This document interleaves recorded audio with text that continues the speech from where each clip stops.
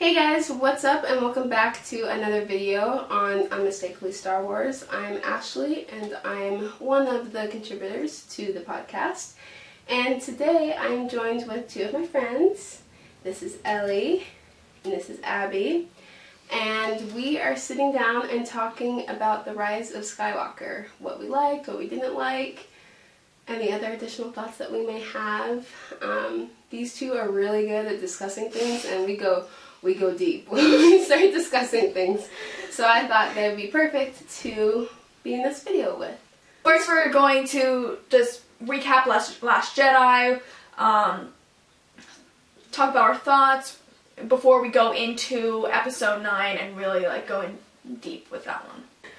Okay, well, I do remember how you did tell me afterwards that you thought that was very repetitive with the last, with the first trilogy, with the first 3 movies. Right, because I think originally it looks like it's very different because there's new characters, and it's kind of under this facade of, oh, it's a new movie. But if you really dig down into it, it almost seems like it's a repeat of episode 4. Like, but the basic plot and ideology is almost the same. I feel like... So, I think it's very well done. It's very good at hiding the same plot with some minor adjustments, but it kind of lacks some originality. Yeah. I feel like, so, episode 7 and 8, they really did, like you said, mimic, the first trilogy, but I feel like they got that out of their way, so that, having, a full circle kind of thing, so that now in episode 9 that they were able to really, have, new stuff and new concepts that really haven't been, maybe explored throughout the Star Wars universe, which I found interesting. Yeah.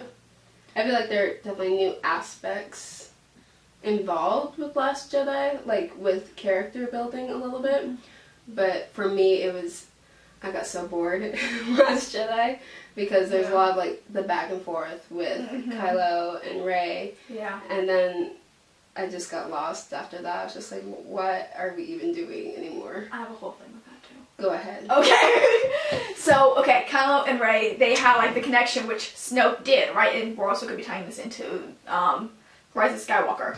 But you know how Palpatine was well, I connected you two? But even after Snoke died, because Snoke was oh, I connected you two. Because, one of his last words. But even after he died, they were still able to see each other and lightsaber fight from different ends of the universe. Yeah. But it wasn't because that Snoke connected them, it was because the Force technically connected them on their own, but Snoke was the initial, the starter. Yeah, it was the starter. So, yeah, I found that really cool. Which is Force diet, which I got really excited about. I think another thing we could talk about is the fact that if you look at the trilogy from a macro scale, there's this large discontinuity. You can tell that the direction that the first director wanted to go was not exactly Last trilogy executed in the second episode. Yes. And then when the original director from episode 7 came back, he tried to put it back on path. But it was just so hard to do because it was already going in a whole different direction. Oh yeah, J.J. Abrams and Rian Johnson totally had different, they just went totally different ways, and J.J. was we're going back here! But now we have a ton of unanswered questions because of that. So, it's especially depicted through Finn. Because Force Awakens, it's kind of Finn and Rey, but with Misfit, and he's And then, he is still, really, he really deeply cares about Rey, but then he meets Rose in, Last Jedi. That's a good... and he meets Rose. The romance trilogy was not... It was... at all. Yeah. Yeah, so... And then it kind of went back to Rey a little bit in Rise of Skywalker, but then... A little bit back and forth, because, Poe was would you want to tell her? Would you want to tell her? Yeah. But then J.J. Abrams said that he wanted to tell her that, he could use the Force. It's kind of lame. Well, yeah. I mean, compared to what we were expecting. You could kind of see it at times, that's what I want to say, but then there are other times you're ooh. Is that really what you want to say? Do you like her? Yeah. Is that what you're trying to say? But then there's Rose, and it's just But Rose didn't really have that big of a part in this one because... She actually only had a minute and a half of screen time. That's it was really messed up. I wanted more of her. Yeah. But then there was the new character that was introduced, the other deserter. Jenna! Yeah. Sorry, I was like looking forward to her. Yeah, and obviously she, like, is a deserter, and they obviously had that connection. And then Rose just kind of like, all thoughts of Rose just kind of like were went to the wayside. Did you ship Raylo from the beginning? No. Okay. Did you? Okay, I had thoughts of Raylo from the beginning. I was like, okay, this is a possibility. I should spin it right. because I saw those two, and I was like, wait, with these two that you could have, like, balance in the Force. I was like, please let this be. First off, before we lead our thoughts from Last Jedi into Rise of Skywalker, what was your overall, like, thought of Rise of Skywalker? Compared either the entire saga of Star Wars or the last trilogy. Okay. Oh, you want to go first on that one? No, I wanted to know what you said. Okay. So, for me, I was happy with it. Like, I liked it, like, on its own, too. But just with the number of questions that was still left unanswered at the end, I was like, aw. Yeah. But I still enjoyed myself in the theater. Yeah. And that was what really, like, counted for me. So I still enjoyed myself in the theater, but, like, there were a lot of questions that were unanswered. Yeah. That drove me a little bit nuts when I got home. So here's a question. Would you rather watch a movie that's intellectually stimulating and leaves you with a lot of unanswered questions, like this particular series?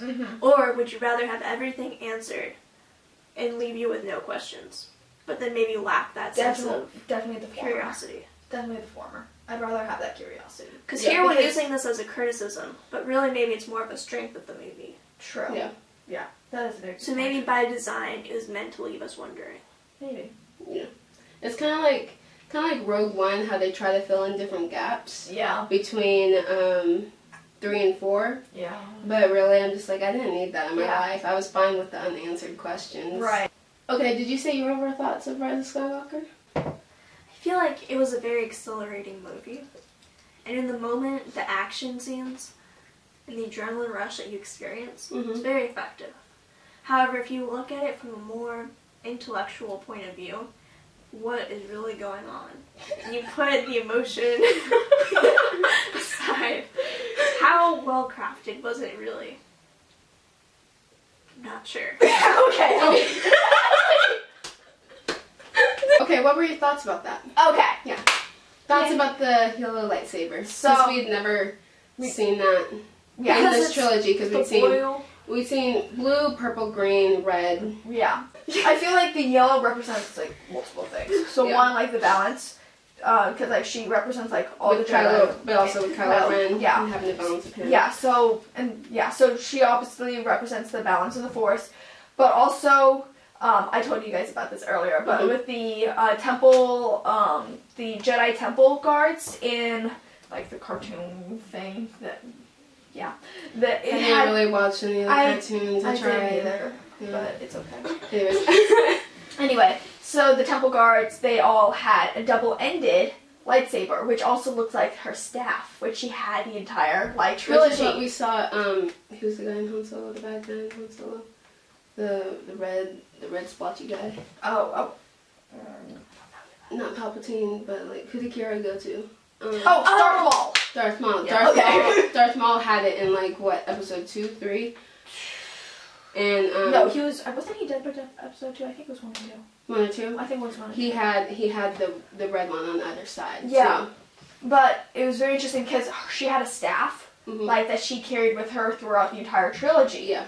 And that staff, like represented, like, how she was, like, coming through to the, like, to become the balance. And, like, yes, like, her lightsaber is yellow and one-sided, but she has a staff, which is still, like, reminiscent of the temple guards. So she's, like, guarding, since she is the last Jedi, she's still, like, guarding the Jedi faith and, like, the practice it and everything. And I just thought it was, like, really cool how they incorporated all of that. Yeah. And even though it was a new color to see as the lightsaber, I really thought it was very interesting and how it fit in very well. And it was, like, very much hers. It wasn't like she was using Luke's. Yeah.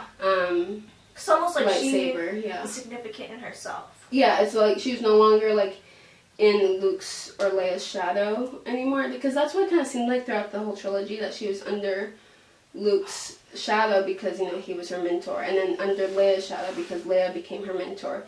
Then at the end, yes, her name became Skywalker, but she was her own self. Like, she knew who she was because she, like... Also, the other thing that kind of brings up some questions is if she's supposed to be the guardian of all the Jedis and kind of like this last Jedi, she's supposed to be purely good then, right? But then here she is being... because the Jedi find the balance. They want to have that balance. But, like, she has the good and the bad in her. Like, she's not fully good, like, perfect angel, but, like, she's, like, she has the balance of both sides.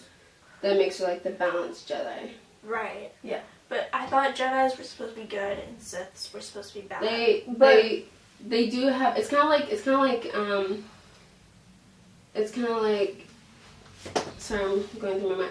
It's kind of like Luke, because there was at one point in episode 4 or 5, where he was like enticed by the dark side, but it was 5 and 6, yeah. Where he was enticed by the dark side, but then he didn't. Like, there's still, like, the Jedis, they know what the good is, they know they are to follow that, but that doesn't mean that, like, they could get sidetracked. Yeah. You know, but they look for the good, and they represent the good, but that doesn't mean that they still don't have that internal battle. Kind of like Kylo Ren / Ben, like, he had that battle, and Darth Vader / Anakin, he had that battle.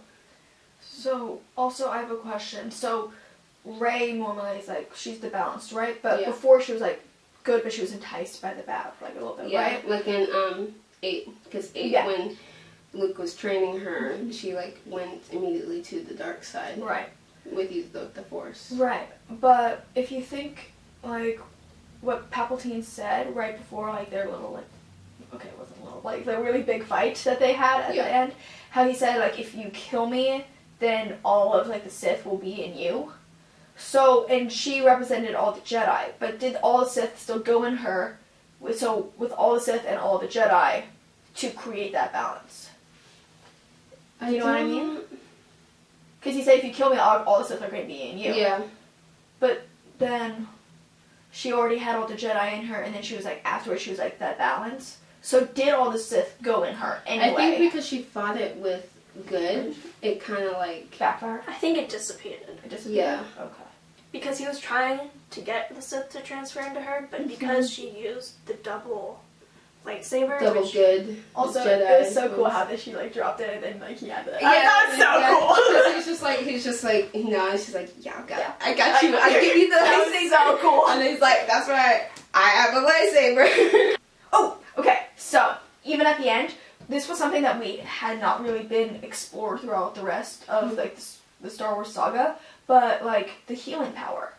Because, you know how with, like, the serpent thing? Yeah, how she healed, and then healed her at the end. And she also healed him when she forgave him. Yeah, so, I mean, we hadn't really seen that before, because obviously if we had seen that, like, before, like, some Jedi would not have died. She's basically Rapunzel. Yes. The fact that she did that, one, was, like, really unique, but I feel like it only could have been, like, with those two. Like, only those two could have done it, because they were, like, the pair, like, of multiple centuries that had not been seen, like, for a very long time. I wonder if, like, you know, when Palpatine goes, like, against, like, Ben and Rey at the end, and he's like, your powers are, like, unlike anything that we've seen before. I wonder if it's, like, with Ben's strength and then Rey's, like, healing power thing, if that is what caused Palpatine to, like, become unhooked and, like, have his strength come back and everything to be able to fight them.